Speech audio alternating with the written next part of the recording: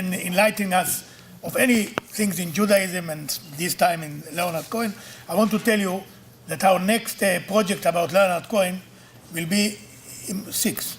Im Yirtzeh Hashem, next year in Kobel, where his grandparents were born.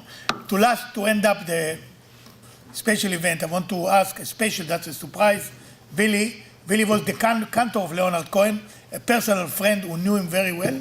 Also, he played with him as a musician. Billy, please, the last two songs which will sum up our event. Billy, בבקשה.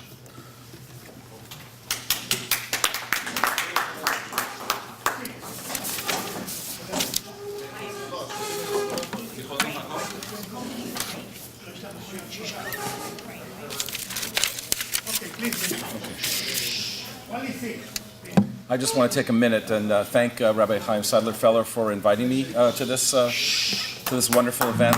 And I just wanted to just take a minute just to give you a little encapsulation of my relationship with Leonard. I was the cantor at Or HaTorah for about 15 years. And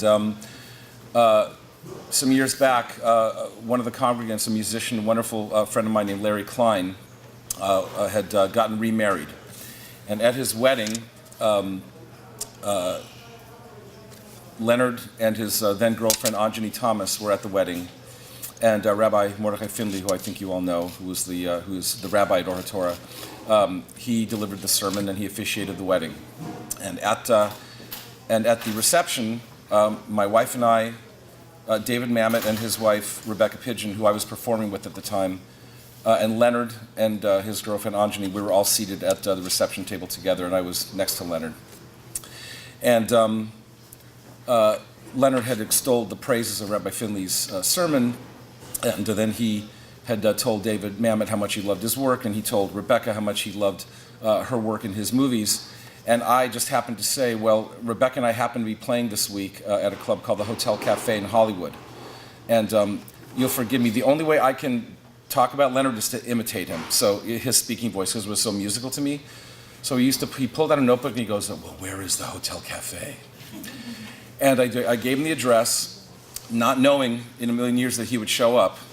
So 3 days after the wedding, who shows up? Leonard Cohen sits right in front of me. I'm on the stage, he's sitting right in front of me with Anjani. A rather daunting task. But from that point on, he was very taken with Rabbi Finley, and he started coming to services every week to Or HaTorah. We have an old member there, a friend of mine. And so Leonard started going and started attending the services, and he absolutely loved the community, he loved the services, he loved the songs. And I was privileged enough, he asked me to co-produce some tracks of him and Anjani. So I'm going to sing one song that has not been released yet, and it's called Promises. And the thing that struck me about this song, and then I'll sing Dance Me to the End of Love to close, so we can all sing along to that one. But the thing that strikes me about Leonard's work is there's always a moral crisis going, even in his lyrics that deal with romantic love.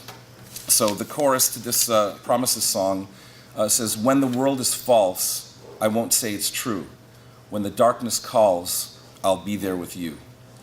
So even in a song that's ostensibly about romantic love, he's always grappling with, with how to navigate truth, right? When the world is false, I won't say it's true. He's not going to snow anybody. He's going to tell you the truth. And that's the way he was as an artist.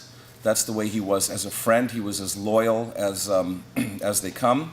When my father died 5 years ago, the last day of the Shiva service was at my brother's house, and I was in the living room. There was a knock on the door, and my brother says, "Hey, Willie, it's Leonard Cohen, and he's got a coffee cake." And he showed up with the coffee cake, and he sat with me for about 3 hours, and sort of consoled me through my grief. And he was as true and as loyal as they come. And so this is my my small way of repaying him. It's a song called Promises, and then we'll do that Dance Me to the End of Love.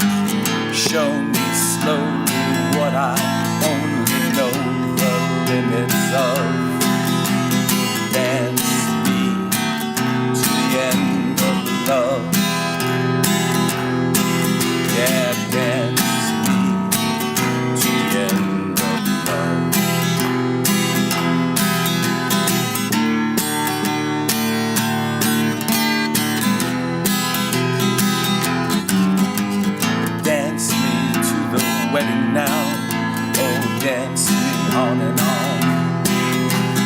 Dance me very tenderly and dance me very long.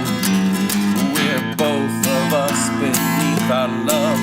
We're both of us above. Dance me to the end of love. Yeah, dance me to the end of love. Dance me to the children who are asking to be born. Dance me through the curtains that our kisses have outworn. Oh, raise a tent of shelter now, though every thread is torn. And dance me to the end of love. Yeah, dance me to the end of love. Dance me to your beauty with a burning violin. Dance me through the panic till I'm gathered safely in. Oh, touch me with your naked hand, or touch me with your love. Dance me to the end of love. Yeah, dance me to the end of love. Oh, dance me to the end of love. Oh, la la, la la la la la la, la la la la la la, la la la, la la, la la la la la la, la la la la la la, la la la.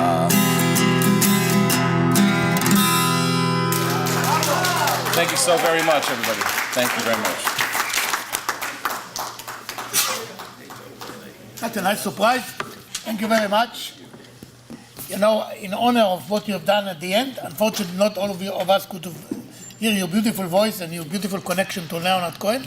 I invite you to be with us. I don't know what will happen, when it will happen, but it will, because our big event with Leonard Cohen will be in the place where his grandparents were born, in Kobel. So that's whenever it will happen, you are coming. All right. All the way, and because you deserve it. And I want to take this opportunity to acknowledge that the chief editor of Ma'ariv, one of the most important Israeli newspaper, Doron Cohen, is with us. You know, he's a very shy and moderate guy.